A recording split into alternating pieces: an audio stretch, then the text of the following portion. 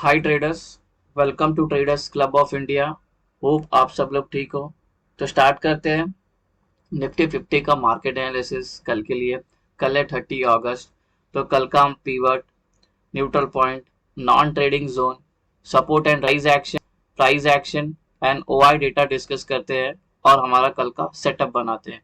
और जहाँ पे ट्रेडिंग अपॉर्चुनिटी मिलती है वो लेवल मार्क करते हैं और वैसे अकॉर्डिंगली ट्रेड करते हैं।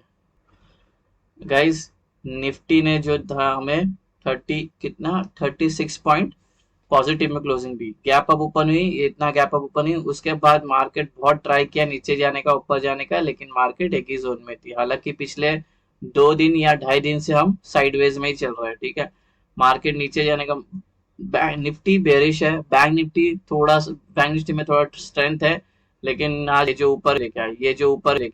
ऊपर गई है 36 पॉइंट, ये भी लास्ट में शॉर्ट कवरिंग की वजह से ऊपर गई थी, ये वाला एरिया। ठीक है, चलते हैं हमारा वन डे टाइम फ्रेम में, देखते हैं क्या फॉर्म हुई है कैंडल। गाइस, अगर कोई चैनल पे नया है तो उनको ये समझा देता हूँ मैं, जो रेड कलर के दिख रहे हैं वो हमारे होते हैं, रेड कलर के लाइंस हमारे रेजिस्टेंस होते हैं ये सारे। और यही ऊपर के टारगेट होते हैं हमारे स्विंग और पोजिशनल ट्रेड के। ठीक है, और जो ग्रीन वाले जो है हमारे सपोर्ट है, और यही नीचे के टारगेट होते हैं स्विंग और पोजिशनल ट्रेड के। अभी अगर हम प्राइस एक्शन की बात करें तो जो ये हमें बना है, ये हैमर बना है। हैमर क्या है? ट्रेंड रिवर्सल करता है। ठीक है, तो अभी ये जो कैंडल कब एक्टिवेट होगी हैमर, अगर कल मार्केट इसके ऊपर क्लोजिंग देती है तो हमें एक स्ट्रेंथ मिलेगा। तो और इसके ऊपर क्लोजिंग देने के बाद, इसके बाद ये अगर 19430 लेवल सस्टेन कर जाता है तो हमें एक स्ट्रेंथ दिखेगी और हम ऊपर के साइड में जाते हुए दिख सकते हैं। ठीक है, यानी अगर हमारे पास और दो मौका है, एक ये सपोर्ट है 19300 यहाँ से ऊपर जाने का, और उसके बाद ये वाला एक मौका है, ये वाला फीबो का 60 लेवल है। ये अगर ब्रेक हो जाता है तो हम बहुत भारी गिरावट देखने मिलेगी, जो हमें लेके जा सकती है 18,900 तक या 18,800 तक नीचे। ठीक है, तो अगर ये प्राइस की बात करें तो ये लोअर लो फॉर्म होते आ रही है, कंप्लीट बेरिश है। ठीक है, अभी कोई स्ट्रेंथ भी नहीं है, ये सारा सब सब खिचड़ी है सब, ये वाला। ठीक है, हमें हमें एटलीस्ट ना 19430 के ऊपर ही सस्टेन करना चाहिए, या तो 500 ठीक है, तो अगर हमने सपोज कल हमने इसके ऊपर क्लोजिंग दिया तो ऊपर के टारगेट है 194 540, 19620 और 197। नीचे के टारगेट है 19300, 150 और 18900। ठीक है, सिंपल है। अभी चलते हैं हमारा इंट्राडे सेटअप बनाते हैं कल का। गाइस, आपसे रिक्वेस्ट करता हूँ, अगर आप चैनल पे नए हो तो प्लीज चैनल को सब्सक्राइब करना और बेल आइकन को हिट करना, जिससे मेरी सारी वीडियोस की नोटिफिकेशन आपको समय पे मिलते रहे। ठीक है, और गाइस वीडियो को पूरा देखना, बीच में स्किप नहीं करना, आधा आधा देख के मत जाना, नहीं तो आपको नुकसान होगा। वैसे तो ये कोई टिप कॉल नहीं है, ये कम्प्लीटली एजुकेशन और लर्निंग बेस्ड वीडियो है, इसको अपने रिस्क पे लेना। ठीक है, अगर आपको ये सेटअप यूज भी करना है तो प्लीज इसको बैक टेस्ट करना।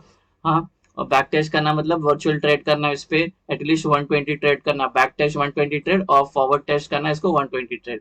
अब बैक टेस्ट के आकर इसकी एक्यूरेसी जानना है बैक टेस्ट की, तो मेरे प्लेलिस्ट में जाना, डेली एनालिसिस के वीडियोस के प्लेलिस्ट में जाके डेली एनालिसिस का फोल्डर होगा, उसके अंदर जाओगे तो आपको मार्केट मूव और ट्रेड डिस्कशन के वीडियोस मिलेंगे डेली के, उसके अंदर आप इसकी एक्यूरेसी देख सकते हो। ऐसा एक भी दिन नहीं गया है कि ये 90% के नीचे हो।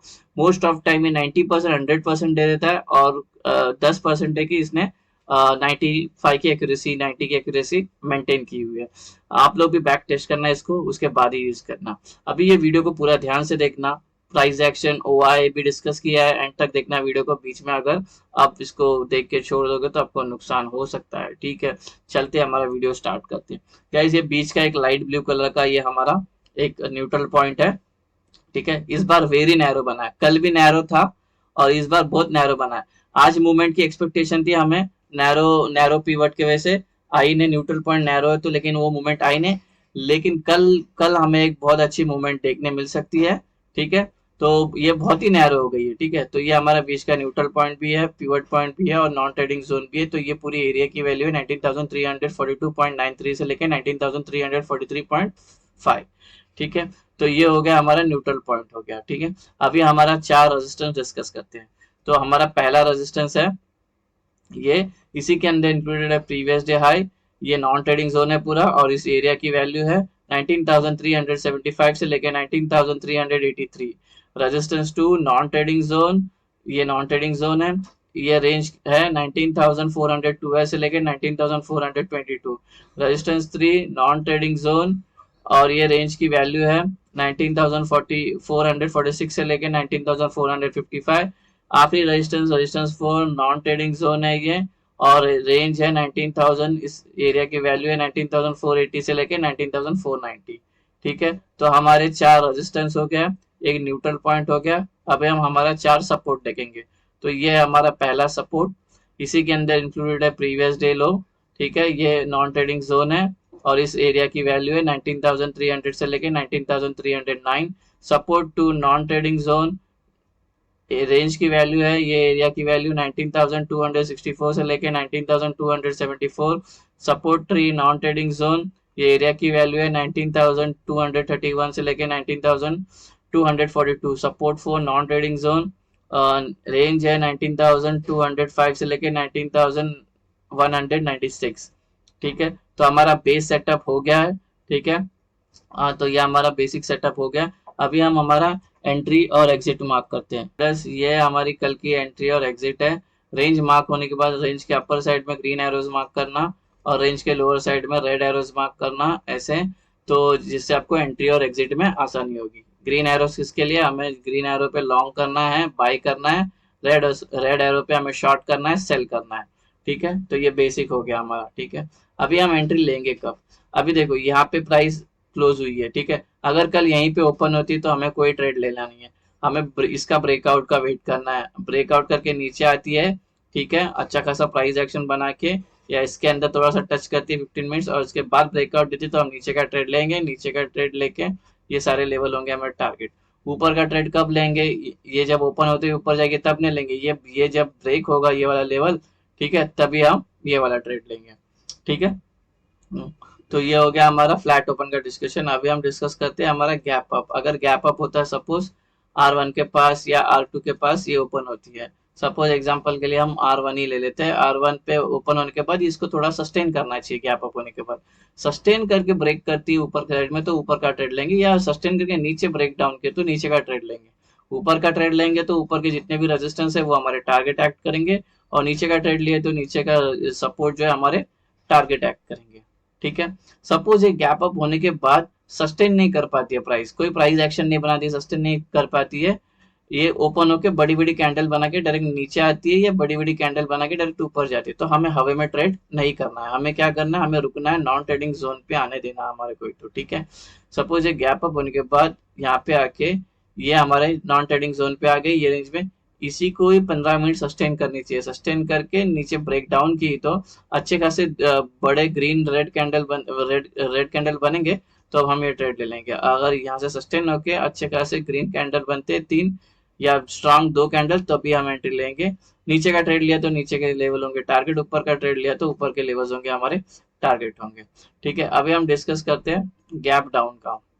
अगर गैप डाउन होती है सपोज S1 के पास या S2 के पास, कहीं पे भी होते हैं, एग्जांपल के लिए हम S1 ले लेते हैं। S1 में होती है और प्राइस कुछ प्राइस बनती है, सस्टेन करती है, ब्रेकआउट करते हैं तो ऊपर का ट्रेड लेंगे, ब्रेक डाउन किया तो नीचे का ट्रेड लेंगे। ठीक है, ऊपर के लिए ऊपर के लेवल होंगे टारगेट, नीचे के लिए नीचे के लेवल होंगे टारगेट, सिंपल।